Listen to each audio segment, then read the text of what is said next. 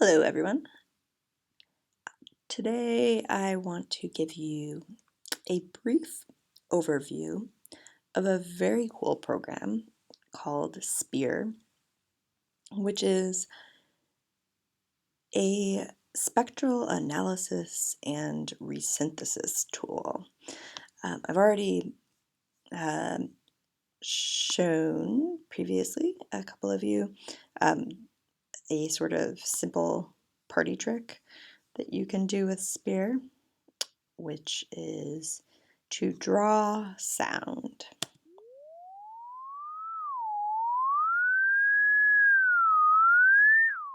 Okay, so though cool, it's not actually a particularly powerful way to use SPEAR. There's a lot more that you can do. So today we're going to basically play with sound, with some sound files in SPEAR and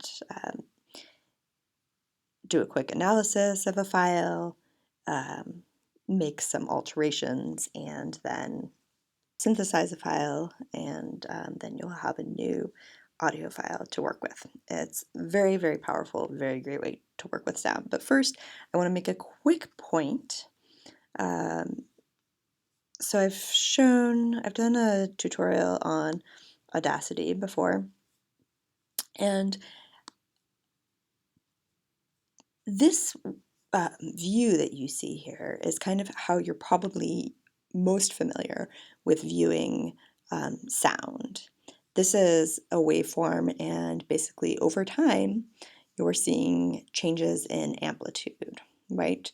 Um, as I said a moment ago, in SPEAR, what you're looking at is changes in frequency over time. And what's so powerful about this is that that means you can import a file and um, say it was just a note on the piano. So if you have an A, I'm playing back an A on the piano, you're hearing the A, of course, the 440, but you're also hearing all of the overtones. And what SPEAR does is it allows you access to each of those overtones. And you'll see them as essentially, um, lines over time. Okay, most real world sounds have both tones and noise. Um, in a program like SPEAR, you, to a certain extent, can separate those elements out um, from one another. And more importantly, in my mind, in my view, you can make all sorts of really fun edits. So we're going to stop drawing sound for a moment. And instead, what we're going to do is we're going to analyze a sound file. So to analyze a sound file, to get some working material, we go up to sound and we say analyze. Now you're going to want to choose a file. So we will try traffic, see what happens. You can pick a file. You can see this is at 96K sampling rate. 2 channels. It will only use it only analyzes mono files. So you can either mix all channels or you can choose the left or the right. And otherwise, we're going to just leave these to their defaults. Except for we're not going to do the whole thing, just so that it doesn't take quite so long. Okay, so then you hit Analyze. It will analyze the file for you. And now you can see this is frequency over time of the traffic noise. And it will sound often a little bit funky. It's not always a perfect analysis. You have to play with the parameters a little bit to get to the best analysis. Okay, so hopefully you can hear sort of some traffic noise within that. Now, over here you've got your little toolbar, and these are handy tools. A lot of them are selecting tools, so you can select up and down, whoa, right? You can select everything up, or you can select everything from side to side, edit it that way. You can also just select portions of the sound. You can actually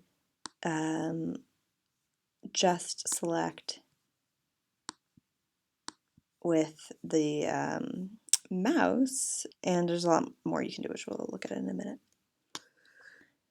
For argument's sake, let's say we're just going to select this louder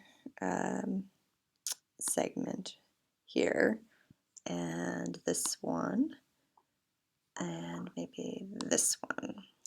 So we're going to copy that. Actually, we're going to cut that out. We're going to select all of this, delete it, and then we're going to paste that back. Now it's way the heck over here, so let's move it back to the beginning. Notice I did not open a new file and copy and paste to the new file. What happens if you do that is that if you've imported a sound that was recorded in a sampling rate other than 44.1, which is Spear's sort of default sample rate, you will lose the sample rate. So let's hear what I picked, because I don't know. Oh, let me go back to the beginning. So play that back. Okay, so that's pretty low frequency. We can just transpose the frequencies, see what they sound like.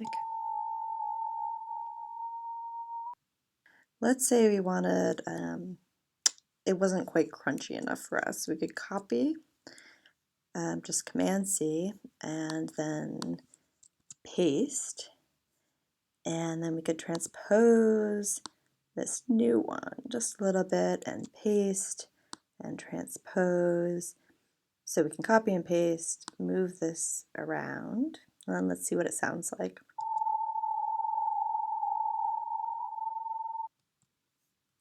So it may not be your cup of tea yet, it may never be your cup of tea, but if you were to add a whole bunch of this over time, and then synthesize it, whoops, and bring it into a digital audio workstation or DAW like Reaper, what would be cool about that, you could add reverb and other effects, and you could create this kind of ghostly sound. So then if you had the sound, what you would want to do, and you liked it just as it was, what you would want to do is to go to sound and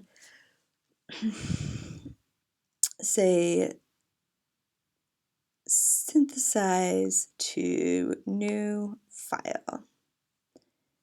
And what you get by doing that is, oops,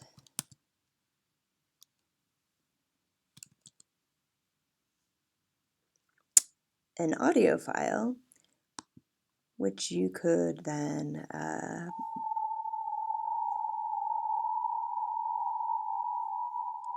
which you could listen to for hours on end, and which you could ultimately bring into Reaper or Audacity or any other program to experiment with. Yeah, so there's a ton of potential for audio editing in a very short amount of time with Spear. It's a lot of fun.